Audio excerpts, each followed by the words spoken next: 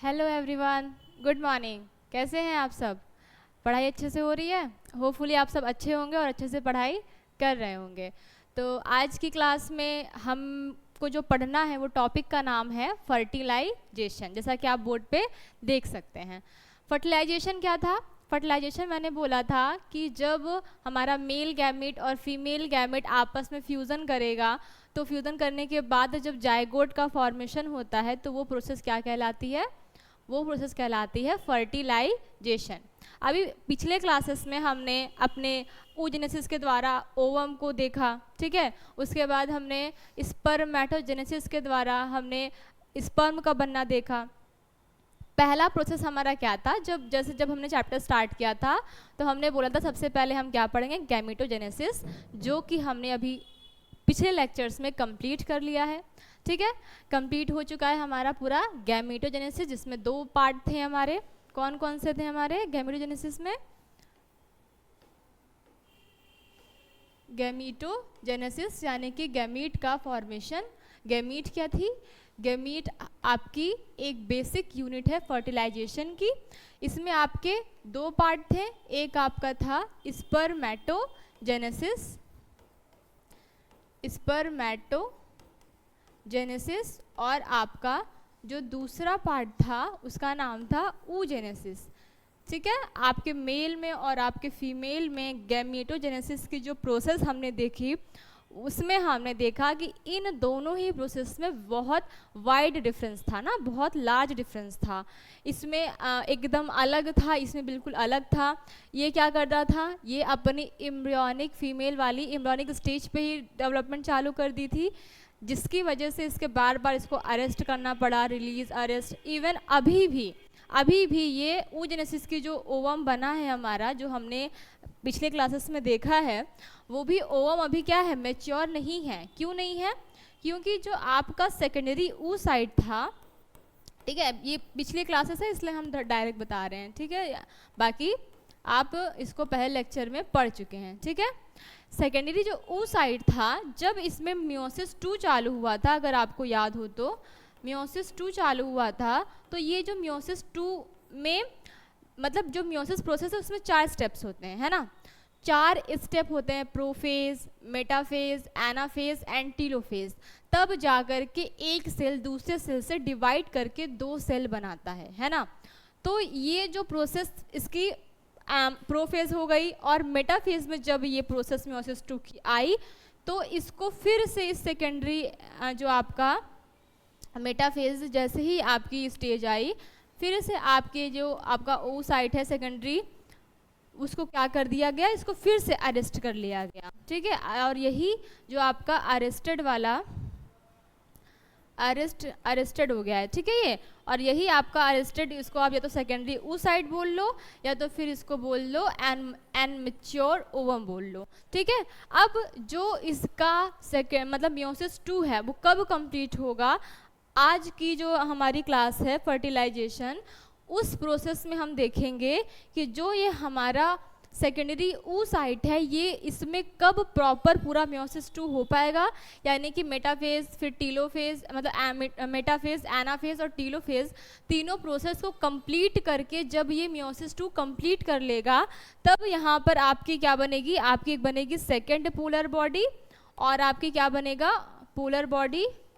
और first polar body कैसे बनी थी, क्या बना था? हमने oogenesis में अच्छे से देखा हुआ है। आपने पहले लेक्चर लगाया है, नहीं लगाया तो पहले वो लगाइए, उसके बाद ये देखिए, ठीक है। तो ये आपके सेकेंड पोलर बॉडी बन जाएगी, और ये आपका बन जाएगा मैच्योर ओवम। और इस मैच्योर ओवम के साथ आपका जो मेल गैमीट है, यानी कि जो आपका स्पर्म है, वो मेटिंग करेगा, वो फ्यूज़न करेगा, और फ्यूज़न करने के बाद बनाएगा जाइगोट, जिस प्रोसेस को हम बोलते हैं फर्टिलाइजेशन, जो कि आज का हमारा टॉपिक रहने वाला है। स्पर्मेटोजेनेसिस में क्या था? स्पर्मेटोजेनेसिस में कोई अरेस्टमेंट नहीं था।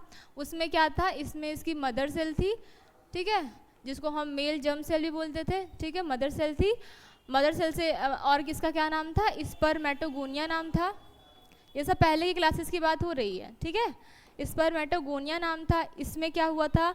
सबसे पहले माइटोसिस होती है, उसके बाद क्या होता था? माइटोसिस करके ये बना लेता था प्राइमरी स्पर्मेटोसाइट, याद है पिछली क्लासेस? प्राइमरी स्पर्मेटोसाइट्स बना लेता था, स्पर्मेटोसाइट्स, ठीक है। उसके बाद इसमें होता था मियोसिस 2। माइटोसिस किस लिए हुआ था, याद है किसी को? माइटोसिस क्यों हुआ था? माइटोसिस इसलिए हुआ था ताकि सेल की जो प्लॉइडी, जो स्पर्मेटोगोनिया है वो 2n है, और ये जो आपका जब माइटोसिस होता है किसी सेल में, यानी जब सेल का डिवीजन माइटोसिस स्टेज से होता है, उसका इस वाले मतलब मियोसिस से ना होकर के अगर माइटोसिस से होता है तो उसमें क्या होता है, उसमें से एक सेल से 2 सेल बनते हैं, और दो जो आपके सेल बनते हैं उनका जो प्लॉइडी लेवल होता है वो 2n ही होता है, वो चेंज नहीं होता है, यानी कि सेल में कोई भी चेंजेस नहीं आते हैं। हमें सेल में चेंजेस नहीं करने थे क्योंकि हमें सिर्फ सेल की संख्या बढ़ानी थी, ना कि हमें सेल में कोई चेंज चाहिए था। इसीलिए पहला डिवीजन कौन सा हुआ था? माइटोसिस हुआ था। उसके बाद क्या बन गया था? प्राइमरी स्पर्मेटोसाइट, ठीक है। प्राइमरी स्पर्मेटोसाइट आपका बन गया जो भी कैसा है, 2n है। अब इसमें हुआ था मियोसिस फर्स्ट। मियोसिस फर्स्ट होके क्या बना था? मियोसिस आपके 2 स्टेप में होता है, आप पहले पढ़ चुके हो। मियोसिस 1 होता है, उसके बाद मियोसिस सेकेंड होता है। तो यहाँ से फिर क्या बन गया था? प्राइमरी के बाद बन गया था सेकेंडरी स्पर्मेटोसाइट, ठीक है। फिर जब इसमें मियोसिस 2 हुआ था तो मियोसिस 2 होने के बाद आपका बन गया था वो स्पर्मेटोजोआ, और फिर यही स्पर्मेटोजोआ जब आपका बड़ा हो जाता है, जब लार्ज हो जाता है, और यही क्या कहलाता है? यही कहलाता है आपका स्पर्मेटिड या फिर स्पर्म, ठीक है। तो ये प्रोसेस हमने पहले पढ़ी हुई थी। कहने का मतलब ये है कि जो आपका oogenesis है और आपका जो स्पर्मेटोजेनेसिस है वो दूर दूर तक बहुत चेंज स्टेप था। हमने देखा बहुत सारे चेंजेस हैं मेल और फीमेल के गैमीटोजेनेसिस में, जिस स्टेप को हमने बहुत डिटेल में अच्छे से हर एक पार्ट को पढ़ा है और समझा है कि किस तरीके से हमारा मेल गैमेट और हमें फीमेल गैमेट हमें प्राप्त हुआ है या फिर हमने फाइंड किया है। बात समझ में आई? ठीक है। तो फिर यहाँ पे ये सब चीज़ें हुई थी, ये सब चीज़ हम पढ़ चुके हैं। अब आज की जो क्लास होनी है, आज की क्लास होनी है जो आपका मेल गैमीट है, ठीक है। जो आपका मेल गैमीट है यानी कि कौन? स्पर्म, और आपका जो फीमेल गैमीट है यानी कि ओवम, इनको क्या करेंगे? इनको हम पहले साथ मिलाएंगे, ठीक है।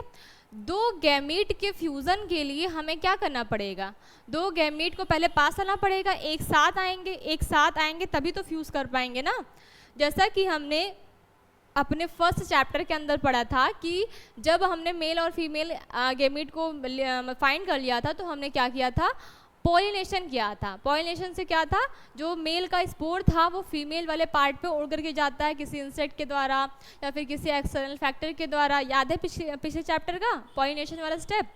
जस्ट लाइक आपके ह्यूमन्स में भी होता है। ह्यूमन्स में भी जो आपका मेल स्पर्म है वो आपकी मेल बॉडी में बना है और फीमेल स्पर्म आपके ओवम आपके फीमेल बॉडी में बना है। तो स्पर्म को और ओवम को साथ में लाने की जो प्रोसेस होती है, मतलब कि मैं कहना चाह रही हूँ कि जो आपका स्पर्म है वो transfer into female genital tract. Genital tract मतलब फीमेल की जो बॉडी है या फिर जो वजाइना है कह सकते हो, जेनाइटल ट्रैक्ट या वजाइना बोल लो, ठीक है। वजाइना में जब ट्रांसफ़र करेगा तो ये प्रोसेस क्या कहलाती है? Sperm transfer into female gamete genital tract. This process called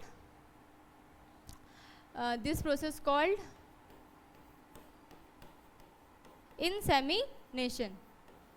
this process called या फिर this process is known as insemination। Insemination मतलब कि जब आपका मेल गैमीट यानी कि स्पर्म को जब हम क्वाइटस के थ्रू, जब मेल और फीमेल पास में आएंगे, जब उन दोनों मतलब मेल पार्ट यानी पेनिस से जब वजाइनल ट्रैक्ट में उनका क्वाइटस होगा, ठीक है। तो क्वाइटस होने के बाद जब स्पर्म आपके फीमेल के वजाइना में ट्रांसफ़र कर जाएगा, तो ये प्रोसेस कहलाती है इंसेमिनेशन। मतलब कि अब क्या होगा इंसेमिनेशन के बाद? इंसेमिनेशन के बाद जो आपका मेल गैमीट है वो आपके यानी स्पर्म जो है वो आपके फीमेल बॉडी में इंटर्ड कर जाएगा, और जब वो आपके फीमेल जेनिटल ट्रैक्ट में यानी कि फीमेल के जो रिप्रोडक्टिव पार्ट है वहाँ पर जब वो इंटर करेगा, तब जा कर के वो ओवम से मिलेगा। उसमें मिलने में भी वो पूरा वो किस तरह से मिलेगा, कहाँ से कौन से रास्ते से जाएगा, ये सारी प्रोसेस हम फर्टिलाइजेशन वाले आज इस टॉपिक पे पढ़ने वाले हैं। तो सबसे पहला हमारा क्या टॉपिक है? सबसे पहला हमारा था इंसेमिनेशन, जो कि हमने देखा। इसको अगर एक फिगर के थ्रू हम देखना चाहें तो आप जैसे कि सिंपल सा हम यहाँ पर ओवरी का एक छोटा सा फिगर बना लेते हैं, रफ सा। ठीक है, ये आपके फैलोपियन ट्यूब हो गया, ये आपकी ओवरी हो गई। जस्ट लाइक इधर भी एक पार्ट होता है, वो हम नहीं बना रहे हैं। ठीक है, फिर यहाँ पर आपका इस तरीके से नीचे आपका लो पार्ट हो जाता है, और ये आपकी हो जाती है वजाइना। ठीक है, वजाइना। अब जब इसमें, ठीक है, ये मान लो ये क्या है, फीमेल की वजाइना है, और यहाँ पर जो है वो एग जो है वो यहाँ पर आपका प्रेजेंट है। ठीक है, एग या सेकेंडरी oocyte जो अभी क्या है, एनमेच्योर है, अभी इसमें डिवीजन कंप्लीट नहीं हुआ है, ये अडेस्टेड है मेटाफेज 2 स्टेज में। ओके, उसके बाद अब यहाँ पर जब मेल का पेनिस, ठीक है, मेल का पेनिस मान लो यहाँ पर क्वाइटस हुआ, इसको बोल रहे हैं इंटर क्वाइटस बोल सकते हैं। ठीक है, कोपुलेशन बोलते हैं।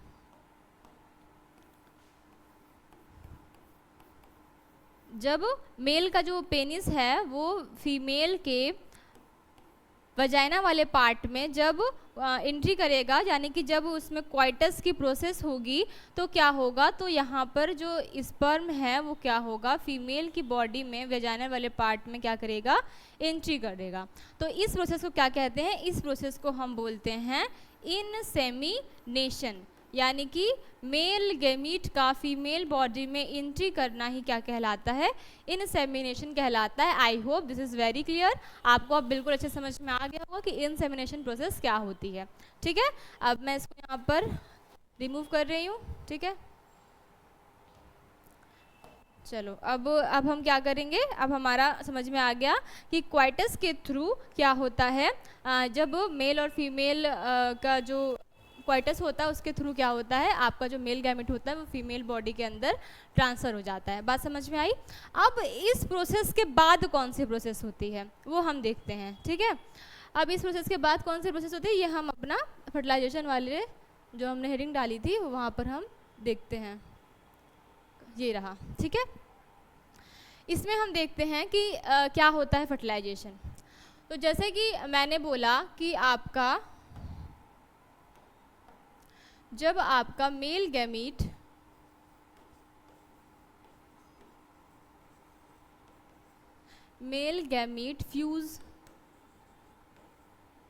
Fuse with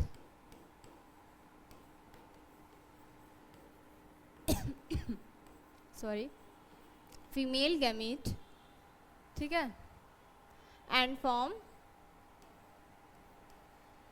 and mate and formation a zygote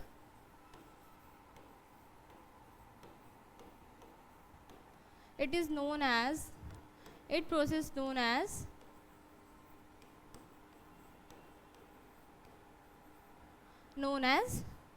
fertilization.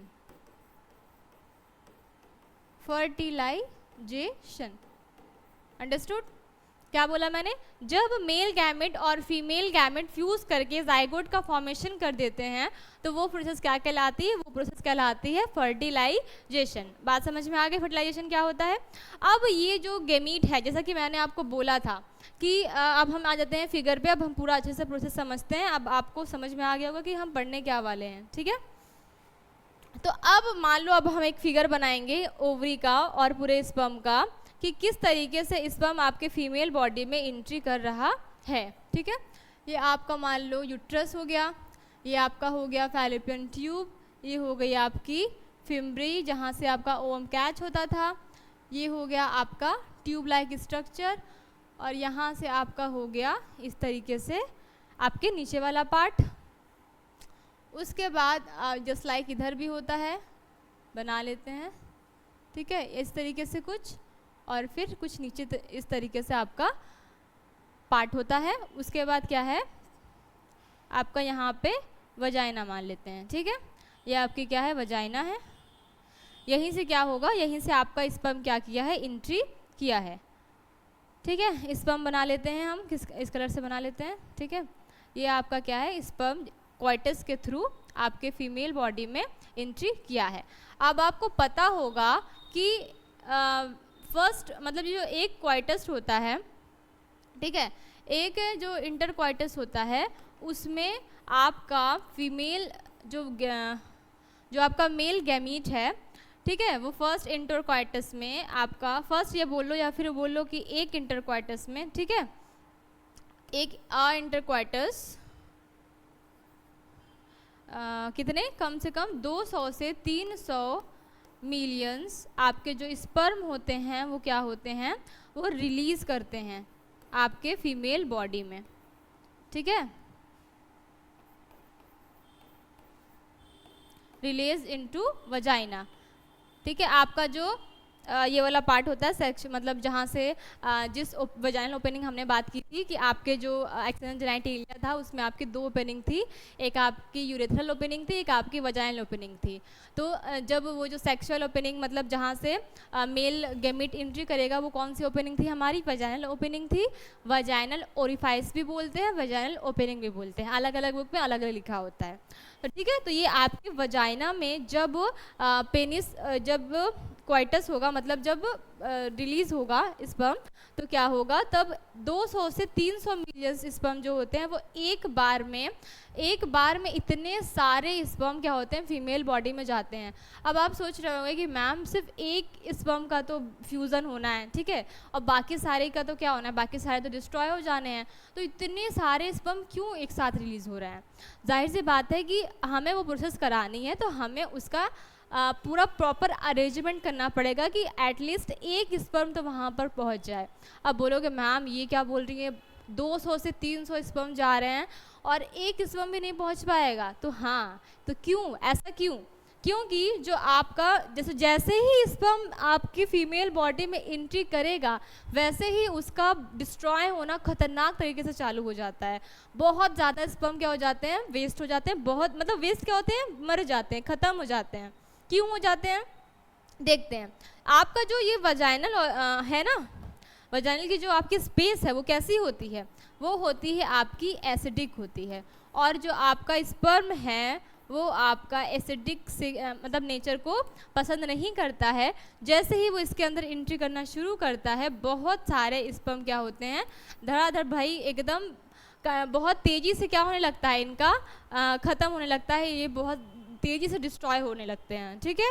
फिर जैसे तैसे करके कुछ स्पर्म जो होंगे वो आपके फिर सर्विक्स वाले पार्ट में पहुंचेंगे। मैंने आपको अगर याद हो फीमेल का मैंने पूरा पार्ट पढ़ाया था, नीचे वजाइना था, फिर ऊपर सर्विक्स था, फिर यूट्रस था, इस तरीके से आपको पूरा रिप्रोडक्टिव स्ट्रक्चर हमने पढ़ाया हुआ है, ठीक है, आपको याद होगा।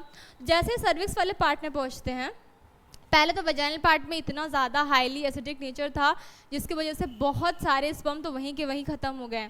उसके बाद जो थोड़ा आगे बढ़ने के बाद क्या हुआ कि आपको ये बात पता होगी कि जब कोई फॉरेन बॉडी क्या है, मतलब आप जो आपकी बॉडी का पार्टिकल नहीं है, जो आपकी बॉडी का जो पार्ट्स है वो आपकी बॉडी के सेल्स नहीं है, कोई अलग चीज़ आपके बॉडी में जब इंटर करता है तो वो आपकी बॉडी के लिए क्या होता है, फॉरेन बॉडी होता है, फॉरेन सेल्स होती हैं, मतलब कि वो बाहर से आई हुई हैं। और ऐसी सेल का बॉडी में एंट्री करते ही आपकी बॉडी में उनके लिए एंटीबॉडी पाई जाती है और वो जाकर के करने लगते हैं उस पर अटैक, और अटैक करने के बाद वो उसको ख़त्म कर देते हैं। इसको बोलते हैं फैगोसाइट्स, ठीक है। क्या बोलते हैं, अब यहाँ पर स्पर्म का क्या होने लगेगा, यहाँ पर अब चालू हो जाएगा स्पर्म का फैगोसाइट होना, ठीक है। अब यहाँ पर क्या हो जाएगा स्पर्म का फैगोसाइट्स, यानी कि इसको क्या मान लेंगे, इसको मान लेंगे फैगोसाइट मतलब होता है कि इसको ख़त्म कर देना, ठीक है, इसको पूरा डिस्ट्रॉय कर देना, मार देना, ठीक है। यहाँ अब क्या हुआ, पहले तो वजाइना में बहुत सारे स्पर्म मर गए, उसके बाद सर्विक्स में जैसे ही पहुँचे तो उसको लगा कि भाई ये तो फॉरेन बॉडी ये बाहर से जा रहा है, ये हमारे बॉडी पार्ट को इन्फेक्ट कर देगा। इस वजह से क्या करने लगा, उसका भी फैगोसाइट होने लगा और वो वहाँ पे भी बहुत सारे स्पर्म क्या हो गए, ख़त्म हो गए। इसलिए देखो नेचर को भाई फर्टिलाइजेशन कराना है, उसको पता है कि ये सब चीज़ मैंने ही बनाई है, तो हमको पता है क्या होने वाला है। इसी वजह से स्पर्म का इतना ज़्यादा फॉर्मेशन होता है। हर चीज़ का एक रीज़न होता है करने का, ठीक है, कोई भी चीज़ बिना फालतू की नहीं की जा रही है नेचर के अकॉर्डिंग, ठीक है। तो इतने सारे बनाए थे, इसीलिए बनाए थे क्योंकि उसको पता था कि जैसे ये सब होगा वैसे ही बहुत सारे स्पर्म ख़त्म होते जाएंगे और बहुत कुछ स्पर्म ही क्या होंगे कि आपके जो ओवम तक है वो पहुंच पाएंगे, और उसमें से भी कोई एक स्पर्म ही आपके एग से मेटिंग करेगा, बाकी फिर सारे क्या हो जाएंगे, बाकी सारे का कोई काम नहीं रह जाएगा। उसके बाद यहाँ पे जैसे कि मैंने बताया कि इसको क्या समझ लिया, स्पर्म को क्या समझ लिया कि ये क्या है, ये फॉरेन बॉडी है, यानी कि ये कहाँ से आया हुआ है, ये बाहर से आया हुआ है, ठीक है। फॉरेन का स्पेलिंग थोड़ा मिस्टेक है, देख लेंगे आप लोग, लिख लेंगे, ठीक है। ये क्या है, आपका बाहर से आई हुई सेल्स है, इसके लिए इसका क्या हो रहा है, इसका हो जाएगा फैगोसाइट्स, ठीक है। इसको क्या समझ लेंगे, इसको फॉरेन बॉडी समझ लेंगे और फॉरेन बॉडी समझ के इसका शुरू कर देंगे फैगोसाइट्स, ठीक है। अब यहाँ पे इतने सारे मर गए, अब क्या होगा, अब जैसे जैसे करके थोड़े थोड़े बेचारे कुछ आगे बढ़ें, ठीक है। फिर ये इन सब को झेलते हुए, इन सब से लड़ते हुए, फाइट करते हुए थोड़े थोड़े स्पर्म्स और आगे बढ़ें। अब जब आगे बढ़ें तब इनको मान लो यहाँ पर हम बना लेते हैं कि यहाँ पर हमारा एग है, ठीक है, यहाँ पर हम अपना एग बना लेते हैं। तो जैसा कि मैंने आपको पिछले क्लास में बताया था कि जो एग होता है वो जैसे आपकी जो फैलोपियन ट्यूब है वो तीन जगह के वाइज उसके स्पेस के अकॉर्डिंग उसके नाम अलग अलग थे। उसके फैलोपियन ट्यूब के 3 नाम मैंने बताए थे। सबसे पहला मैंने बताया था आपको यहाँ पे क्या बताया था आपको, इनफंडिबुलम बताया था।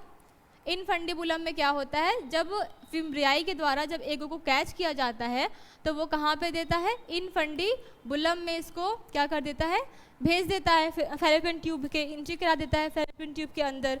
फिर फैलोपियन ट्यूब के अंदर देखो जो आपका ओवम है, आपका ओवम क्या है, आपका ओवम तो उसमें मोटाइल तो है नहीं। जैसे कि आपका स्पर्म कैसा है, आपका स्पर्म मोटाइल है। मोटाइल मतलब होता है कि वो खुद से चल सकता है, बट ओवम जो होता है वो आपका नॉन मोटाइल होता है। उसमें कुछ ऐसे स्ट्रक्चर नहीं पाए जाते हैं जो इसको चला फिरा सके, ना ही फ्लैगेला ना ही सीलिया, मतलब नॉन मोटाइल होता है। आपके स्पर्म खुद से चल नहीं सकते हैं। तो क्या होगा, तो यहाँ पर आपका क्या यहाँ पर पाए जाएंगे आपके सीलिएटेड सेल्स। क्या पाए जाएंगे आपके यहाँ पे पाए जाएंगे आपके सीलिएटेड सेल। कौन से सेल, कोल्यूमिनार सीलिएटेड सेल्स। ये पूछता है कि आपके फैलोपियन ट्यूब में कौन सी सेल्स पाई जाती है, तो आपको याद होना चाहिए कौन सी सेल पाई जाती है, कोल्यूमिनार सीलिएटेड सेल, सीलिएटेड सेल। अब ये सीलिया क्या करेंगे, ये लंबे लंबे ऐसे स्ट्रक्चर होते हैं जो कि जब ऐसे ऐसे ऐसे मूव करेंगे तो कोई सामान अगर यहाँ पे रखा है तो उसके साथ वो भी क्या हो जाएगा, साथ ही साथ मूव करने लगेगा आगे की ओर। तो जो आपका इनफंडिबुलम में जो आपका एग आया होगा वो यहाँ पर पूरे फैलोपियन ट्यूब में क्या लगे होंगे आपके, कोल्यूमिनार सीलिएटेड सेल, जिसकी वजह से आपका एग का मूवमेंट होगा और आपका एग आगे शिफ्ट होगा फैलोपियन ट्यूब के अंदर। ओके, तो फिर मैंने क्या बताया, मैंने बताया कि ये आपका एग जाएगा। उसके बाद मैंने आपको बताया था कि आपके फैलोपियन ट्यूब में एक वाइड रीजन पाया जाएगा, ठीक है, एक वाइड रीजन पाया जाएगा, जस्ट लाइक कि उसको हम क्या बोलेंगे, उसको हम बोलेंगे एम्पुलरी रीजन, ठीक है। आपको याद होगा आपका एक नली में एक फुला हुआ पार्ट पाया जाएगा जिसको हम क्या बोलेंगे, जिसको हम बोलेंगे एम्पुला। एंड आगे का जो पतला वाला पार्ट पाया जाएगा, जो पतला हो जाएगा आगे जा करके, उसको हम इथमस बोलेंगे, ठीक है। तो मैंने आपको बताया था कि आपका जो एग है वो इथमस में आकर के वेट करता है, उसके बाद जब स्पर्म आएगा तो उसके साथ इसकी मीटिंग होती है, मैंने आपको बताया था। बट कुछ मतलब पहले एनसीईआरटी में इथमस वाला ही लिखा था, बट अब एनसीईआरटी में क्या लिखा है, अब क्लियरली मेंशन कर दिया है कि उसमें एम्पुलरी रीजन में आपका जो एग होता है वो वेट करता है, ठीक है। तो ये वाला इथमस वाला पार्ट अब आप ये नहीं याद करेंगे, अब क्या याद करेंगे कि एग जो होता है आपके एनसीईआरटी में ये क्लियरली मेंशन है कि वो एम्पुला रीजन में आकर के आपका एग जो होता है वो रुका होता है और स्पर्म का वेट कर रहा होता है, ठीक है। वहाँ पर एम्पुलरी रीजन मेंशन है, जब आप एनसीईआरटी रीड करेंगे तो आप उसको देखेंगे कि एम्पुलर रीजन लिखा हुआ है। ओके, तो यहाँ पर मान लो यहाँ पर इस साइड एग है, अब इस साइड भी तो ओवरी होती है ना, ओवरी तो दोनों साइड प्रेजेंट होती है, ओवरी इस साइड भी होती है, ओवरी इस साइड भी होती है। अब 1 महीने में इस बार से एग रिलीज होता है, 1 महीने में इस साइड से एग रिलीज होता है। तो भाई स्पर्म को तो पता नहीं है ना कि इस वाले ओवरी से रिलीज हुआ यहाँ होगा, अब यहाँ चलते हैं, उसको तो बस क्या है, वो तो बस बॉडी में रिलीज कर गया है। अब बॉडी में रिलीज करने के बाद उसको तो ढूंढना है ना कि भाई कहाँ हो तुम, भाई उसको पता तो नहीं है कि तुम यहीं पे हो, बस चला जाएगा। इस वजह से क्या होगा, कुछ स्पर्म क्या हो जाएंगे, कुछ स्पर्म ऐसे ऊपर चले जाएंगे, ठीक है, कुछ स्पर्म कहाँ चले जाएंगे, इस साइड चले जाएंगे, और खतरनाक तरीके से स्पर्म का वेस्टेज हो रहा है, और यहाँ आकर के क्या हो जाएंगे, यहाँ आकर के ख़त्म हो जाएंगे, ठीक है, इनका कोई काम ही नहीं रहेगा। तो जितना दिन इनकी लाइफ है वो रहेंगे, उसके बाद वो डिजेनरेट कर जाएंगे, वो ख़त्म हो जाएंगे, ठीक है। और कुछ स्पर्म जो लगभग 200 स्पर्म, लगभग 200 मतलब 200 से 300 मिलियन में केवल ओनली 200 स्पर्म क्या होंगे, आपके सही डायरेक्शन में जाएंगे, और आपके वो कहाँ पर जाएंगे, वो आपके फैलोपियन ट्यूब में, ये आपका राइट साइड है शायद, तो राइट साइड में जो आपका एग है वहाँ पर ये स्पर्म जाएंगे। तो इस तरीके से जो इतने सारे मिलियंस स्पर्म सिक्रीट मतलब हुए थे आपकी बॉडी में, इंटर किए थे आपकी बॉडी में क्वाइटस के दौरान, तो उन सारे स्पर्म में से कितने सारे स्पर्म तो ख़त्म हो गए, और कुछ ही स्पर्म सही जगह पर जा रहे हैं। कुछ कैसे ख़त्म हुए, एसिडिक नेचर की वजह से। आपका स्पर्म जो होता है वो एसिडिक नेचर पसंद नहीं करता है, उसको एसिड कैसा होता है, जला देता है ना, एसिड बहुत हार्ड मतलब हार्श होता है। तो वैसे ही स्पर्म छोटू सा था, क्यूट सा, वीक सा, ठीक है, इस वजह से ये क्या हो गया, डिस्ट्रॉय हो गया एसिडिक नेचर की वजह से। थोड़ा सा आगे गए तो इसको समझ लिया गया भाई ये देशद्रोही है, ये बाहर से आ रहा है, ये इन्फेक्ट करेगा। जैसे कि आपके बॉडी में जब बैक्टीरिया वायरस जब एंट्री करते हैं ना, तो वैसे हमारी जो इम्यूनिटी पावर है, जो हमारी एंटीबॉडी सेल्स हैं, वो जाकर के उनसे लड़ती हैं, और अगर आपकी इम्यूनिटी स्ट्रांग है तो आपको कुछ नहीं होता, और अगर आपकी इम्यूनिटी वीक है तो आप बीमार पड़ जाते हो। जस्ट लाइक कोई भी बॉडी, कोई भी मान लो डस्ट पार्टिकल आपके जब नोज़ में एंटर करता है तो आप स्निकिंग करने लगते हो, राइट। तो इसी तरीके से आपका ये इसको भी फॉरेन बॉडी मतलब किसी भी ऑर्गन में कहीं से भी अगर फॉरेन पार्टिकल जाता है तो आपकी वहाँ पर जो इम्यूनिटी वाला यानी जो आपकी एंटीबॉडी है वो उसको अटैक करने लगती है। इसको क्या समझ लिया है, फॉरेन बॉडी, और इस पर क्या कर दिया है, इसने अटैक कर दिया है, और अटैक करके इसका फैगोसाइट यानी कि उसको खाना शुरू कर दिया है, मतलब उसको ख़त्म करना शुरू कर दिया है। सर्विस वाले पार्ट में कुछ ख़त्म हो गए, फिर बेचारों को कुछ तो क्या था कि कुछ को तो रास्ता ही नहीं पता था कि कहाँ जाना है, तो वो सब जाने में कुछ सब ख़त्म हो गए। उसके बाद जो वेरी फ्यू लगभग सिर्फ 200 आपके जो स्पर्म थे वो सही डायरेक्शन में जा पाए हैं। अब इन स्पर्म को किस तरीके से आपकी एग से मिलना है वो हम आगे टॉपिक में देखते हैं। जैसा कि मैंने आपको बताया था, ठीक है, जैसा कि मैंने आपको बताया था कि जो आपका एग है, मैं आपका ग्राफिन फॉलिकल वाला मैच्योर स्ट्रक्चर तो नहीं बना रही, बस उसके अंदर जो आपका सेकेंडरी oocyte था वो मैं बना रही हूँ। मैं सेकेंडरी oocyte क्यों बोल रही हूँ बार बार, क्योंकि आपका म्योसिस 2 कंप्लीट नहीं हुआ था। जब मैं oogenesis पढ़ा रही थी तब भी आपको बार बार बोला था कि अभी आपका जो सेकेंड म्योसिस वाला पार्ट है वो एक बार फिर से मैं बना देती हूँ, पता नहीं आपको याद हो या नहीं याद हो। यहाँ पर मान लो आपकी क्या है, फीमेल जर्म सेल है, यानी जो फीमेल को क्या बनाएगी, फीमेल गैमेट को फॉर्म करेगी, ठीक है। इसको मैंने क्या, हम लोग ने क्या बोला था, इसको हम लोग ने बोला था oogonia, आप लोगों को याद हो तो, ठीक है। oogonia हमने बोला था, ये कहाँ प्रेजेंट होती है, ये आपके ओवरी वाले पार्ट में प्रेजेंट होती थी, ठीक है। अब oogonia होती थी, oogonia कैसी होती थी, 2n होती थी, ठीक है। अब oogonia ये अपने एम्ब्रियोनिक स्टेज में ही, जब वो मम्मी के बॉडी में ही है, तभी उसने बोला कि हम भाई अभी से डिवाइड करना शुरू कर देंगे। इसको मैंने डिटेल में समझाया हुआ है। तो इसने क्या किया, इसने पहले माइटोसिस किया, जैसे कि माइटोसिस होता है पहले अपनी उसको संख्या को बढ़ाने के लिए। तो इसने क्या किया, अपने माइटोसिस से क्या बना ली प्राइमरी oocytes, ठीक है, प्राइमरी oocyte बना ली इसने। अब यहाँ पर oocyte बनाने के बाद जैसे ही ये मियोसिस 1 की तरफ बढ़ती है वैसे ही गॉड इसको क्या करते हैं, अरेस्ट कर लेते हैं। भाई अब तू बस रुक जा, बहुत गलत हो रहा है, एम्ब्रियोनिक स्टेज में ये सब काम नहीं होता, ये सब प्यूबर्टी आने के बाद होता है।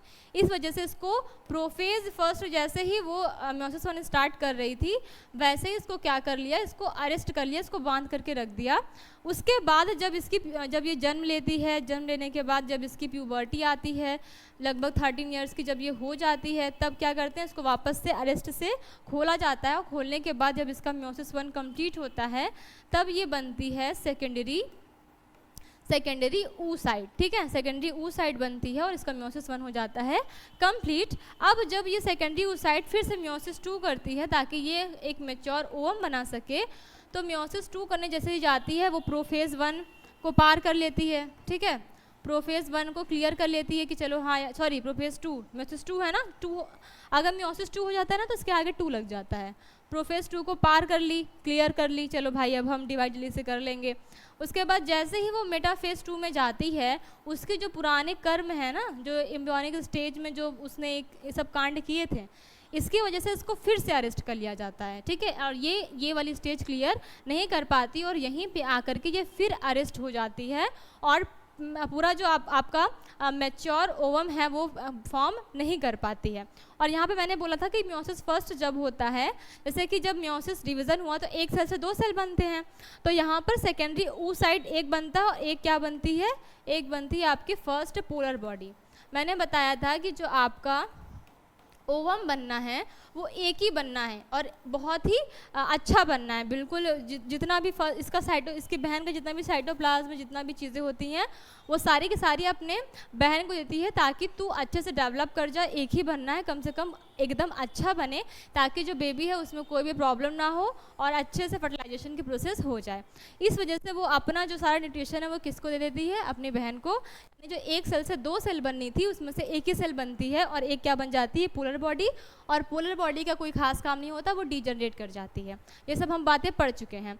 अब उसके बाद जब मियोसिस 2 होगा तो तब भी 2 सेल बनेगी, एक आपका बन जाएगा ओवम और एक आपका बन जाएगा सेकेंड पोलर बॉडी।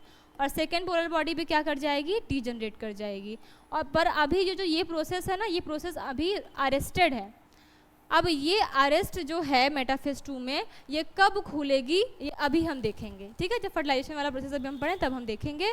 ये हम रिकैप करवा रहे थे, अगर आप भूल गए हो तो आपको ये चीज़ें याद आ जाए, अच्छे से हमने पहले ये बात पढ़ी हुई है, इसलिए हम इसको क्या कर रहे हैं, इसको इरेज कर रहे हैं, ठीक है। ये वाली बात आपको याद आ गई होगी, हमने पहले पढ़ चुकी है। तो मैंने आपको बताया था, इसके साथ साथ हमने फॉलिकुलर जेनेसिस भी पढ़ा था, फॉलिकल जेनेसिस में हमने पढ़ा था कि जो आपके प्राइमरी फॉलिकल है वो सेकेंडरी बनती है, फिर टर्शरी बनती है, फिर ग्राफिन फॉलिकल बनती है। ये अभी जो हमने कल टॉपिक पढ़ा था मेंस्ट्रुएशन साइकिल, उसमें भी मैंने आपको फॉलिकल रिवाइज करवाया है। अब आज आपको नहीं करवा रहे, आज हम आपको डायरेक्ट बता रहे हैं। जो आपकी जब ग्राफिन फॉलिकल बनी थी तो बीच में यहाँ पर ये क्या प्रेजेंट था, ये प्रेजेंट था आपका सेकेंडरी oocyte, ठीक है। क्योंकि ये अभी मैच्योर ओवम नहीं बना इसलिए हम इसको सेकेंडरी oocyte ही बोल रहे हैं। और यहाँ पर इसके बाहर एक लेयर प्रेजेंट थी जिसको हमने बोला था नॉन सेलुलर लेयर, जो कि कार्बोहाइड्रेट और प्रोटीन की लेयर ये बनी होती है, ठीक है। कार्बोहाइड्रेट और प्रोटीन की ये लेयर आपकी बनी होती है, जिसको हमने क्या बोला था, जिसका नाम बोला था ज़ोना पेल्यूसिडा, ठीक है। ज़ोना पेल्यूसिडा बोला था इस लेयर का नाम, जो कि कैसी बनी हुई है, प्रोटीन और कार्बोहाइड्रेट की बनी हुई है और ये कैसी है, नॉन सेलुलर है। इसके बाहर हमने देखा था कि इसके बाहर एक ऐसे सेल पाई गई थी जिसको हमने बोला था कोरोना रेडिएटा, अगर आपको याद हो तो। उसके बाद उसके आगे आगे वो ग्रैनुलोसा सेल पाई गई थी और ये पूरा क्या बन गया था, ग्राफिन फॉलिकल बन गया था। और ये सिर्फ आपके एक के चारों तरफ की संरचना थी जो आपकी कोरोना रेडिएटा थी। जैसे ही आपके ग्राफिन फॉलिकल्स में से ये एग बाहर निकला था, वैसे ही हमने ग्राफिन फॉलिकल को कॉर्पस लूटियम नाम दे दिया था, क्योंकि इसमें से जो एग है वो वाला पार्ट क्या हो चुका है, बाहर निकल चुका है। और एग के साथ साथ जो 2 लेयर वाली पार्ट थे ना, ये भी उसके साथ साथ बाहर आए थे। कौन कौन से, एक आपका ज़ोना पेल्यूसिडा और एक आपका कोरोना रेडिएटा। बात समझ में आई। और एक बात और समझेंगे हम यहाँ पर, एक और यहाँ पर बात है ठीक है,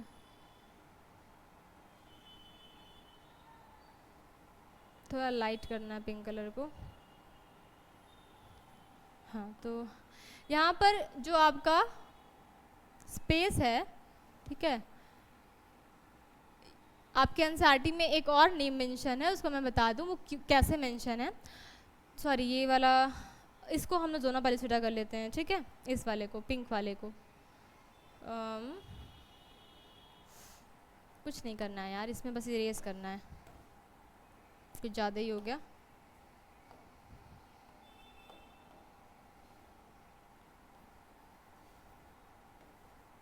ठीक है, ये आपके जोना पैलिसिडा, आप इस वाले को मान लो, ठीक है, बता रहे हैं अभी हम।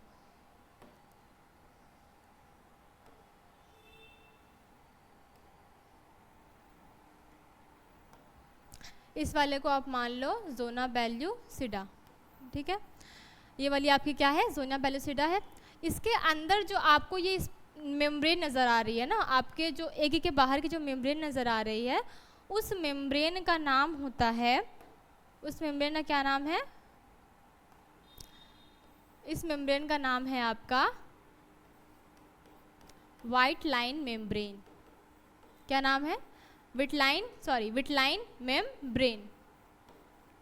ये विटलाइन मेम्ब्रेन क्या है, ये विटलाइन मेम्ब्रेन आपकी ओवरी की मेम्ब्रेन है। ओवरी की मेम्ब्रेन को हम क्या बोलेंगे, ओवरी के जो बाहर की मेम्ब्रेन है उसको हम क्या बोलेंगे, विटलाइन मेम्ब्रेन बोलेंगे। क्या बोलेंगे, विटलाइन मेम्ब्रेन। उसके बाद इस मेम्ब्रेन के बाद ये जो ये स्पेस प्रेजेंट है, ठीक है, जैसा कि मैंने आपको बताया था कि जो अगर कोई सर्कल होता है और सर्कल के जब हम जैसे ये हमारा सर्कल है और सर्कल के जब हम इस वाले पार्ट की बात करते हैं तो हम इसको पेरीफेरी बोलते हैं, यानी कि कोने की तरफ की जो जगह होती है उसको क्या बोलते हैं, पेरीफेरी बोलते हैं। जस्ट लाइक आपका ये जो स्पेस है, इस स्पेस का नाम होता है क्या नाम होता है, पेरी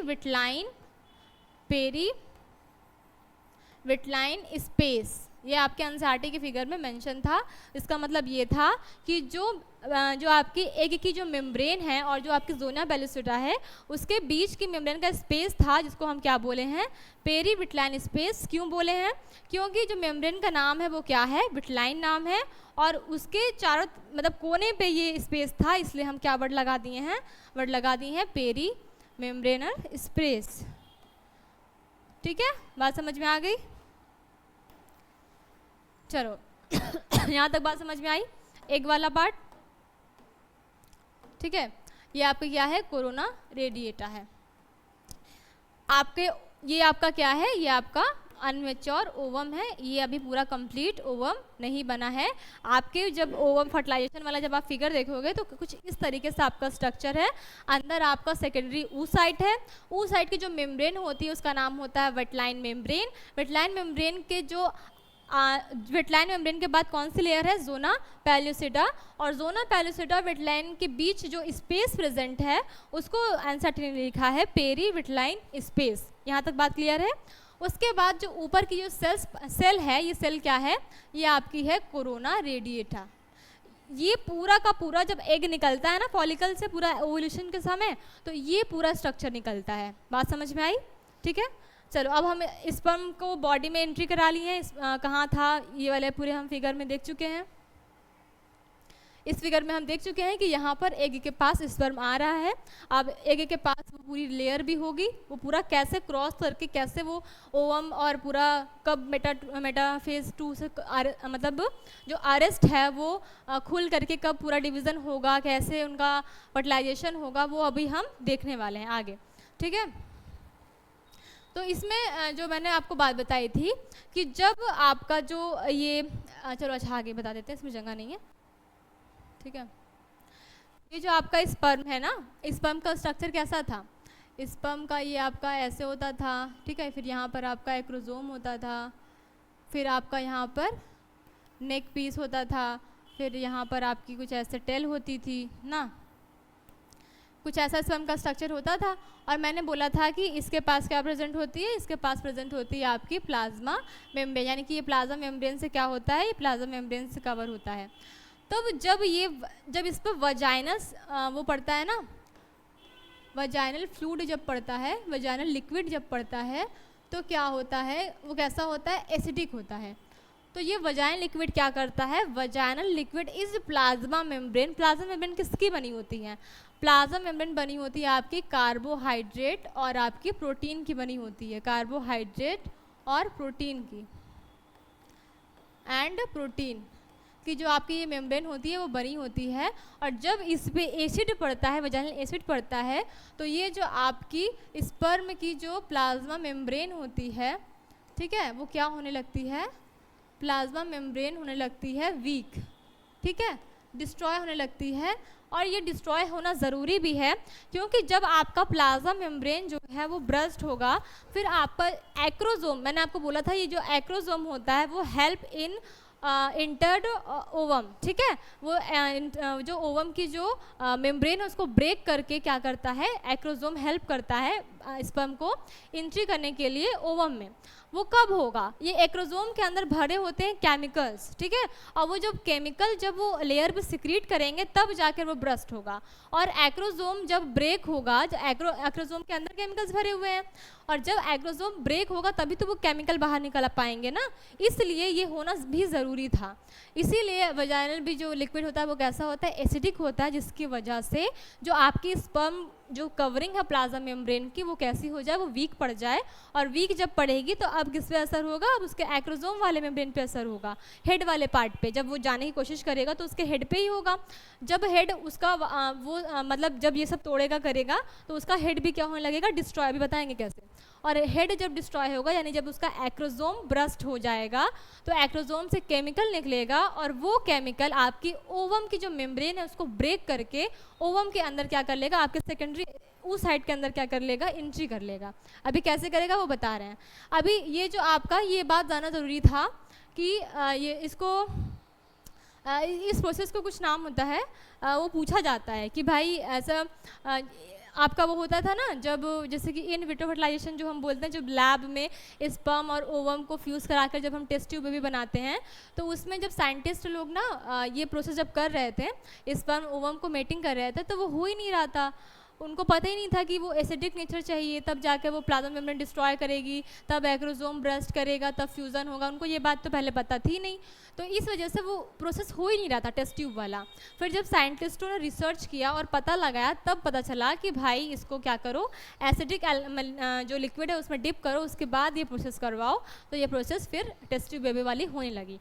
तो पता चला इसको, इस प्रोसेस का कुछ नाम होता है, मुझे ध्यान नहीं आ रहा है, ठीक है। वो क्या करते हैं, वो इसको पूछा जाता है कि भाई ऐसा क्यों होता है, तो आप बताओगे कि ये जो आपका वजाइनल लिक्विड है वो इसलिए एसिडिक होता है ताकि वो क्या कर पाए, ताकि वो आपका जो स्पर्म की जो प्लाज्मा मेम्ब्रेन है उसको क्या कर पाए, उसको वीक कर पाए, ताकि जो आपका एक्रोजोम है वो ब्रस्ट, मतलब जब एक्रोजोम पे असर पड़ेगा तो फिर एक्रोजोम भी ब्रस्ट होगा। तो वजाइनल लिक्विड क्यों एसिडिक होता है, ताकि वो प्लाज्मा मेम्ब्रेन को क्या कर पाए, वीक कर पाए, ठीक है। कार्बोहाइड्रेट प्रोटीन की बनी होती है, इसको क्या कर पाए, वीक कर पाए, ताकि ये क्या हो जाए, ये ब्रेक कर जाए और फिर आपके आगे वाला पार्ट जो होना है वो हो। ये इसलिए वजाइनल लिक्विड आपका कैसा होता है, इसलिए आपका जो वजाइनल लिक्विड है वो एसिडिक होता है, ठीक है। सी से कुछ है कंजुगेशन या फिर ऐसे कुछ नाम है इसका, इस स्टेप का, वो इस प्रोसेस के बारे में ये पूछा जाता है, ठीक है। आपको ये पता होगा, मतलब पता चल गया होगा अब तक, क्यों वजाइनल लिक्विड, ऐसा क्वेश्चन पूछ सकता है, या तो प्रोसेस का नाम पूछ लेगा, आज नहीं याद है कल बता दूंगी कि भाई ये प्रोसेस थी, और या तो फिर पूछ सकता है कि वजाइनल लिक्विड एसिडिक क्यों होता है, तो आप बता पाओगे कि प्लाज्मा मेम्ब्रेन को ब्रेक करने के लिए, क्योंकि प्लाज्मा मेम्ब्रेन जो होती है वो कार्बोहाइड्रेट प्रोटीन की बनी होती है, और जब उसको एसिडिक नेचर में डाला जाता है तो वो मेम्ब्रेन क्या कर जाती है, वीक हो जाती है, वीक करके वो ब्रेक हो जाती है। बात समझ में आ गई। अब चलो, अब ये क्या करते हैं, अब हम स्पर्म को इसके अंदर एंट्री कराएंगे, ठीक है। ये सब आपको पूरा बात समझ में आ गई, ठीक है। अब हम क्या करेंगे, अब हम इसको अलग पेज पे एक बार फिर से ड्रॉ कर लेते हैं, और अब इतना सारा नाम नहीं लिखेंगे, इस पे कुछ और बात समझ लो, ठीक है। इसमें कुछ और बात समझ लो, इसमें ये समझना है कि जब आपका जो ओवम है, जब आपका मेल गैमीट है, मेल गैमीट बनाते हैं, ठीक है, जब आपका जो मेल गैमीट है वो 200 से 300 मैंने बोला था कि वो पहुंच पाते हैं सही जगह पर जहाँ पर एग है, अब जैसे ही ये बेचारे यहाँ पर पहुँचे, यहाँ पहुँचने के बाद भी उन्होंने इतनी कोरोना रेडिएटा को पार किया, ठीक है, पार करके बेचारे जैसे ही यहाँ पर पहुँचे, कहाँ पर, आपके ज़ेन्यो पेलुसिडा वाले लेयर के पास जैसे ही पहुँचे तो ज़ोना पेलुसिडा के पास प्रेजेंट होते हैं रिसेप्टर्स। क्या प्रेजेंट होते हैं? इसके पास प्रेजेंट होते हैं बहुत सारे रिसेप्टर्स। नो, येलो बना लेते हैं कुछ, नो नो, ठीक है, ये ठीक है। यहाँ पर बहुत सारे क्या प्रेजेंट होते हैं? बहुत सारे प्रेजेंट होते हैं रिसेप्टर्स। इनको क्या, इन रिसेप्टर को क्या बोलते हैं? जेड से ज़ोना, पी से पेलुसिडा, तो ZP3 रिसेप्टर्स, ठीक है। ये रिसेप्टर्स जो होते हैं यहाँ पर आपके ज़ोना पेलुसिडा मेम्ब्रेन पर प्रेजेंट होते हैं और प्रेजेंट होकर के ये क्या काम करते हैं? ये काम करते हैं रिकॉग्नाइजेशन का। किसका काम करते हैं? रिकॉग्नाइजेशन, मतलब कि पहचानने का, ठीक है, रिकॉग्नाइज करने का कि ये जो आपका स्पर्म आ रहा है वो वुमेन का ही है। मान लो ये किसी वुमेन का स्पर्म नहीं है, किसी और का स्पर्म है, मतलब कोई और स्पर्म फीमेल बॉडी में एंट्री कर गया, जैसे भी इंसिडेंटली, मान लो कैसे भी कुछ भी हो सकता है आजकल भाई, ठीक है, कलयुग में कुछ भी हो सकता है। मान लो किसी और वुमेन्स को छोड़ के किसी और ऑर्गेनिज्म का स्पर्म आ गया, तो इस वजह से यहाँ पर पहले क्या प्रेजेंट होंगे? यहाँ पर ज़ोना पेलुसिडा पे ZP3 रिसेप्टर्स प्रेजेंट होंगे जो कि यह रिकॉग्नाइज करेंगे कि ये जो स्पर्म है वो एक वुमेन्स का ही है। उसके बाद जैसे ही ये रिकॉग्नाइज करेगा स्पर्म को, वैसे ही ये क्या कर देगा? इसको एंट्री दे देगा किसके अंदर? आपके सेकेंडरी oocyte की जो मेम्ब्रेन है आपकी वेटलाइन मेम्ब्रेन, उसके अंदर इसको एंट्री देगा। और फिर जैसे, मतलब जब ये ज़ोना पेलुसिडा कैसी है, आपकी जो ज़ोना पेलुसिडा लेयर है वो बहुत ज़्यादा हार्ड लेयर होती है। एक तो पहले वो आइडेंटिफिकेशन कराती है कि पहले तुम ये बताओ कि तुम वुमेन्स के ही गेमीट हो कि नहीं, ठीक है, स्पर्म जो है वो वुमेन्स का ही है कि नहीं, पहले पहचानवाएं। फिर पहचानने के बाद उसका पूरा, जैसा कि ये बेचारी की टोपी वोपी अच्छे से पहन वहन के गया था, आइडेंटिटी दिखाया, उसको एंट्री मिला। अब वो इतनी ज़्यादा हार्ड लेयर बनी हुई है ज़ोना पेलुसिडा की कि बेचारा के जाने के ही अंदर ही क्या हो जाएगा, इसका जो एक्रोजोम है वो क्या कर जाएगा? वो आपका ब्रस्ट कर जाएगा, ठीक है। अब हम यहाँ पर बना लेते हैं लेयर। कोरोना रेडिएटा वाला बात समझ में आ गया? कोरोना रेडिएटा में क्या होगा? सिर्फ क्या होगा, उसको पार करते हुए बेचारे स्पर्म जाएंगे, जिससे कि बस उसका एक्रोजोम को हमको ब्रेक करवाना है, बस उसी के सहारे तैर वैर के जा रहे हैं। उसके बाद मेन आपके गेट पे पहुंचेंगे ज़ोना पेलुसिडा पे, आइडेंटिफिकेशन दिखाएंगे कि हम भाई इसी ऑर्गेनिज्म यानी वुमेन्स के ही हम क्या हैं, गेमीट हैं, आइडेंटिफाई कर लेगा। उसके बाद क्या होता है वो हम अगले पेज पे देखेंगे और ड्रॉ कर लेते हैं, ठीक है। ये आपका क्या था? ये आपका था सेकेंडरी oocyte। उसके बाहर आपकी जो ये प्रेजेंट थी आपकी वेटलाइन मेम्ब्रेन, जो कि ओवरी की ये आपकी सेकेंडरी oocyte की मेम्ब्रेन थी। उसके बाद आपका यहाँ पर प्रेजेंट था आपका ज़ोना पेलुसिडा, जो कि कैसी है? जो कि बहुत हार्ड मेम्ब्रेन होती है, ठीक है, जो कि बहुत ही हार्ड मेम्ब्रेन होती है ज़ोना पेलुसिडा। और यहाँ पर आपका जो स्पर्म था वो आइडेंटिफिकेशन करके बाहर से कोरोना रेडिएटा से यहाँ पर पहुँच चुका है, ठीक है। बेचारे की ये टोपी है, टोपी धीरे धीरे डैमेज होना चालू हो गई है, यानी कि एक्रोजोम होना जो हो रहा है वो धीरे धीरे डैमेज होना चालू हो चुका था पहले से ही, जब वो पूरा इतना प्रोसेस करके जब वो आया है, ओके। उसके बाद अब यहाँ पर ज़ोना पेलुसिडा के बाद जब वो रिसेप्टर क्या किया, रिसेप्टर रिकॉग्नाइज कर लिया, करने के बाद जब वो रिसेप्टर का नाम क्या था? ZP, ठीक है, रिसेप्टर क्या नाम था? रिसेप्टर का नाम था आपका ZP3 रिसेप्टर, ठीक है, रिसेप्टर।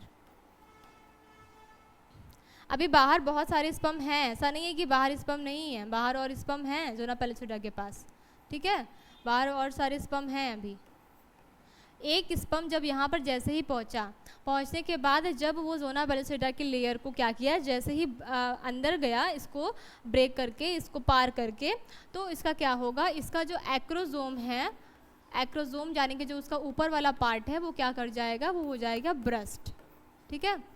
ऊपर वाला पार्ट कैसा हो जाएगा, ब्रस्ट कर जाएगा, और ब्रस्ट करने के बाद जो केमिकल रिलीज होता है, ठीक है, उसके बाद क्या होगा, इसके अंदर केमिकल भरा होता है, वो केमिकल रिलीज़ होता है, और केमिकल रिलीज़ होने के बाद जो ये आपकी वटलाइन मेम्ब्रेन थी, ठीक है, जो आपकी वटलाइन मेम्ब्रेन थी उसको क्या कर देगा, उसको ब्रेक करेगा, और ब्रेक करके ये अपना पहुंच जाएगा, ठीक है, ब्रेक करेगा, और ब्रेक करने के बाद ये जो आपका स्पर्म है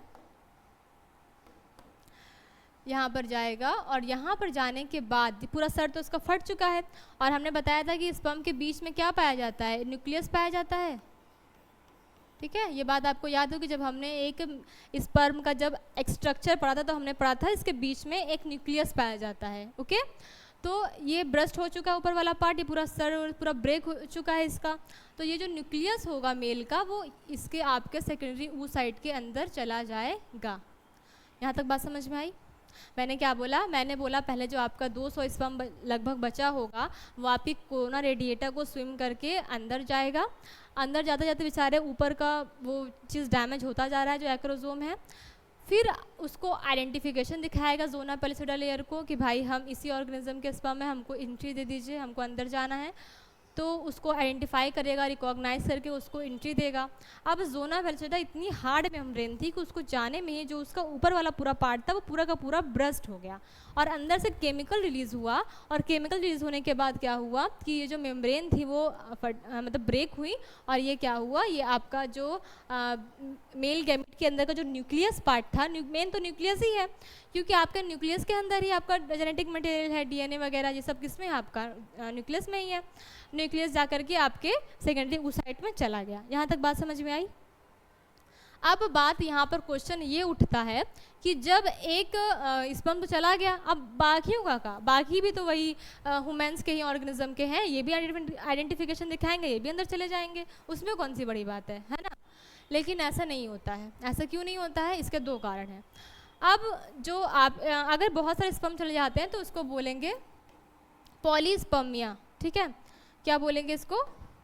इसको बोलेंगे पॉलीस्पर्मिया। अगर एक से ज़्यादा स्पर्म जाएं, पॉली मतलब एक से ज़्यादा और स्पर्मिया मतलब स्पर्म, तो पॉलीस्पर्मिया को ब्लॉक करने के लिए, भाई ऐसा नहीं होगा ना, जाना तो एक ही स्पर्म को है, एक ही स्पर्म एक ही ओवरमेटिंग कर सकता है, एक से ज़्यादा नहीं कर सकता। इस वजह से आपका क्या हो जाएगा, ब्लॉक कर दिया जाएगा। ब्लॉक पॉलीस्पर्मिया कैसे होगा? दो तरीके से होगा। एक आपका होगा वटलाइन मेम्ब्रेन के द्वारा।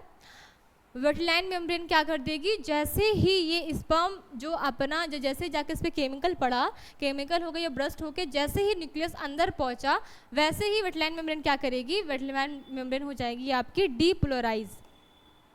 और वटलाइन मेम्ब्रेन के डीपोलराइज होने के बाद इसके अंदर पोलराइज होने के बाद कोई भी स्पर्म अब आपके ये जो वटलाइन मेम्ब्रेन है इस मेम्ब्रेन के अंदर नहीं जा सकता, ठीक है। जब आप इम्पल्स वाला पढ़ते हो पोलराइजेशन, जब बाहर निकलता है डीपोलराइजेशन, ये पढ़ा होगा ना आप लोग ने। उसी तरीके से जैसे ही ये स्पर्म वाला न्यूक्लियस वाला पार्ट अंदर गया, वैसे ही जो आपकी ओवम की मेम्ब्रेन थी वटलाइन मेम्ब्रेन, वो कैसी हो जाती है, डीपोलराइज हो जाती है। और मेम्ब्रेन के डीपोलराइज होने के बाद कोई भी अब दूसरा स्पर्म अंदर नहीं जा सकता। पहला रीज़न तो ये हो गया, ये क्या कर दिया उसने, ब्लॉक कर दिया, ब्लॉक पॉलीस्पर्मिया, ब्लॉक पॉलीस्पर्मिया। और दूसरा रीज़न मैम क्या बता रही थी आप? दूसरा रीज़न ये है कि जैसे ही ये अंदर जाएगा अब क्या होगा, अब एक मतलब जो भी केमिकल रिलीज़ हुआ, एक तो यहाँ पर वटलाइन मेम्ब्रेन पे काम किया और दूसरा काम किया आपके ज़ोना पेल्यूसिडा लेयर पे। ज़ोना पेल्यूसिडा लेयर के आपके ZP3 रिसेप्टर पे काम किया, और ये रिसेप्टर क्या हो गए, ये रिसेप्टर हो गए गायब, ठीक है। ये रिसेप्टर कहाँ हो गए भाई, गायब हो गए। ये रिसेप्टर क्या हो गए, ख़त्म हो गए। ये रिसेप्टर अब दिख ही नहीं रहे हैं, ये रिसेप्टर क्या हो गए हैं, गायब हो गए हैं। तो अब ये क्या कर देगा, ये रिसेप्टर को क्या कर देगा, बंद कर देगा।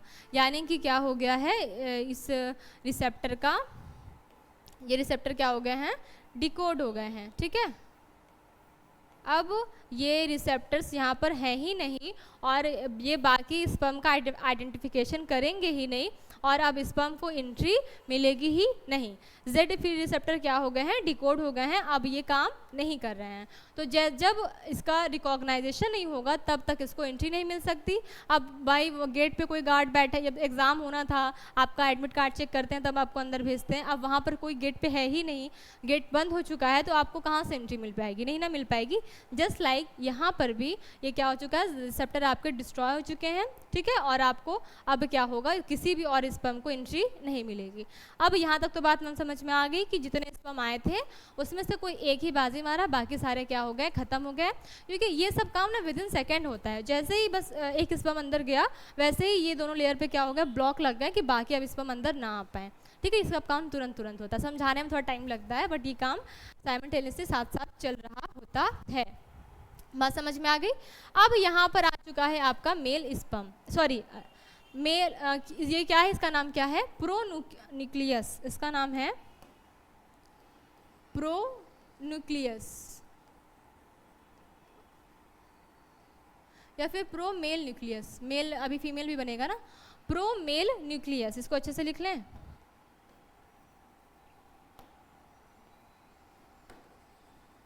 ये आपका क्या है, ये आपका है प्रो मेल न्यूक्लियस, ठीक है। अब हम बात कर रहे हैं, अब जैसा कि मैंने आपको बताया था कि ये जो आपका सेकेंडरी ऊ साइड है ये आपका मेटाफेज 2 में क्या था, अरेस्टेड था, यही बोला था। अब ये मेटाफेज 2 जो अरेस्टेड थी सेल, अब वो क्या कर जाएगी, वो खुल जाएगी। अरेस्ट होने के बाद अब ये क्या हो चुकी है, इंडिपेंडेंट हो चुकी है, जैसे ही मेल गैमीट आपके ओवम में एंट्री किया है। कब हुई है, जब आपका मेल गैमीट आपके ओवम यानी सेकेंडरी ऊ साइट में जैसे ही एंट्री किया है, वैसे ही जो आपका सेकेंडरी ऊ साइट अरेस्ट था मेटाफेज 2 में, वो क्या हो जाएगा, वो ब्रेक हो जाएगा, वो छूट जाएगा और फिर अब क्या होगा, अब अपना डिवीज़न चालू कर देगा। यानी कि मेटाफेज के बाद जो एनाफेज टेलोफेज थी वो हो जाएगी और यहाँ पर अब 2 सेल का जो होगा वो फॉर्मेशन हो जाएगा, ठीक है। अब आपका जो यहाँ पे 2 सेल हैं, एक छोटी सी सेल, मतलब एक न्यूक्लियस ये बन जाएगा और एक न्यूक्लियस आपका ये बन जाएगा, ठीक है। इस तरीके से जो आपकी डिवीज़न जो रुकी हुई थी मेटाफेज 2 में, अब मेटाफेज 2 से वो अरेस्ट जो थी वो छूटेगी, छूट करके 2 सेल बन जाएगा। जैसे मियोसिस 2 आपका यहाँ पर क्या हो चुका है, यहाँ पर आपका मियोसिस 2 हो गया है कंप्लीट, मियोसिस सेकेंड अब यहाँ पर क्या हो गया है, कंप्लीट, और अब यहाँ पर बन जाएगा आपका मैच्योर ओवम, ठीक है। एक आपकी बनेगी छोटी सेल, ठीक है, ये आपकी क्या बन जाएगी, छोटी सेल, और ये आपकी क्या रहेगी, ये आपकी बड़ी वाली सेल। जैसा कि हमने बोला था कि ये जो आपकी छोटी सेल रहेगी, छोटी सेल को हम क्या बोलेंगे, पोलर बॉडी। तो यहाँ पर आपकी क्या बन गई है, second polar body. Polar body का कोई भी काम नहीं होता है, पोलर बॉडी थोड़े समय बाद क्या कर जाएगी, डीजेनरेट कर जाएगी, इसका कोई भी काम यहाँ पर नहीं होता है। जो आपका मेन काम है वो आपका करेगा ये वाला सेल, और ये सेल क्या कहलाएगा, ये सेल आपका कहलाएगा एक मैच्योर ओवम, ठीक है, क्या कहलाएगा, मैच्योर ओवम। अब इन दोनों न्यूक्लियस का, ये हो गया आपका क्या हो गया, प्रो मेल न्यूक्लियस, और ये हो गया प्रो फीमेल न्यूक्लियस। अब ये दोनों न्यूक्लियस पास में आ गए हैं, अब ये दोनों क्या करेंगे, अब ये दोनों करेंगे फ्यूज, सिनगैमी, और सिनगैमी या फ्यूजन के बाद अब ये बन जाएंगे जाइगोट, और आपके जो फर्टिलाइजेशन की प्रोसेस है वो हो जाएगी कंप्लीट। तो समझ में आई बात, सुनने में इतना ईजी था, male gamete female gamete fuse किया, फर्टिलाइजेशन हो गया, इतनी लंबी प्रोसेस थी। पूरा हर एक बॉडी के पार्ट, यानी स्पर्म जो गैमेट था उस हर एक बॉडी का पार्ट, फीमेल में जितना भी लेयर थी हर एक लेयर का पार्ट, सारा वर्क किया है आपके फर्टिलाइजेशन में, और अलग अलग टाइप से किया है। जो आपका मेटाफेज 2 अरेस्ट था वो एकदम ध्यान रखेंगे, वो कब खुलेगा, वो तब खुलेगा जब आपका मेल गैमेट का जो न्यूक्लियस है वो आपके सेकेंडरी ऊ साइड में जब इंटर करेगा, तब वो अरेस्ट होकर के मेच्योर जो आपका ओवम है वो वहाँ पर फॉर्मेशन होगी, तब जाकर आपके प्रो फीमेल न्यूक्लियस और प्रो मेल न्यूक्लियस क्या करेंगे, आपके फ्यूज़ करेंगे, और आपका फर्टिलाइजेशन की प्रोसेस यहाँ पर कंप्लीट हो जाएगी। होपफुली आपको ये सारी प्रोसेस जो होगी वो अच्छे समझ में आ गई होगी। अब यहाँ पर हमारा प्रोसेस जो फर्टिलाइजेशन का होता है वो होता है कंप्लीट। अब हम कल मिलेंगे, कल हम क्या करेंगे, जैसे ये क्या है, एक स्लाइड और देख लेते हैं बस। ये आपका क्या था, ये आपका ये वाले लेयर से नहीं बनाएंगे यार, कलर थोड़ा सा अच्छा लेते हैं फटाफट से हो जाए। ये आपका क्या था, ये आपका था ओवम, ठीक है, sorry secondary oocyte। Secondary oocyte के अंदर जाहिर सी बात है कोई भी सेल है तो उसके अंदर न्यूक्लियस तो प्रेजेंट होगा ही। सेकेंडरी oocyte आपकी मेटाफेज 2 में क्या थी, अरेस्ट थी, जबकि हम ये वाली बात oogenesis से पढ़ते आ रहे हैं। मेटाफेज 2 में क्या थी, अरेस्ट थी। और ये कब खुली, ये तब खुली जब आपका जो मेल का जो न्यूक्लियस था वो यहाँ पर आकर के एंट्री किया आपके सेकेंड oocyte में। ये क्या, इसका क्या नाम है, इसका नाम है प्रोमेल न्यूक्लियस। बाकी जो बॉडी थी उसके स्विम करने के लिए टेल थी वो डिस्ट्रॉय हो गई। मिडिल वाला पार्ट माइटोकॉन्ड्रिया एनर्जी देने के लिए था, उसका अब कोई काम नहीं है। मेन हमारा जेनेटिक मटेरियल का काम है जो कि किस में प्रेजेंट होता है, न्यूक्लियस के अंदर, जो न्यूक्लियस आपके फीमेल स्पर्म मतलब oocyte में, सेकेंडरी oocyte में ट्रांसफ़र हो चुका है। बाकी जो स्पर्म की बॉडी है वो डिस्ट्रॉय हो गई है।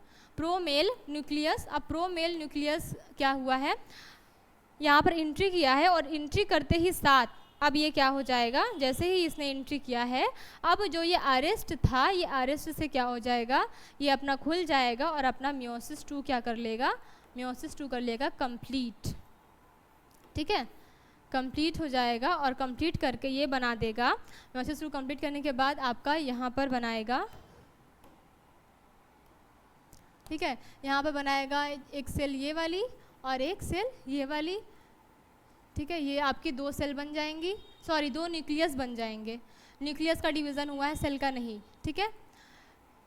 न्यूक्लियस यहाँ पर डिवाइड कर गए हैं, न्यूक्लियस डिवाइड करने के बाद आपका ये वाला छोटा सेल बनेगा जिसको हम क्या बोलेंगे, सेकेंड पोलर बॉडी, क्योंकि मियोसिस के बाद एक सेल है, एक सेल से 2 सेल बनते हैं, ठीक है। पहले क्या हुआ, पहले न्यूक्लियर डिवाइड किया, न्यूक्लियर डिवाइड करने के बाद अब सेल मेम्ब्रेन बन गई और एक सेल से 2 सेल बन गए।